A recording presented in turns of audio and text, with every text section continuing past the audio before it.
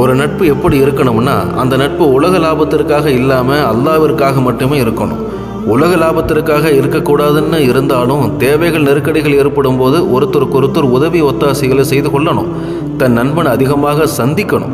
தன் நண்பனின் முகவரியை தெரிந்து வைத்துக் கொள்ளுங்கள். அவர் நோய்வாய்ப்பட்டால் போய் நலம் விசாரிங்கன்னும்.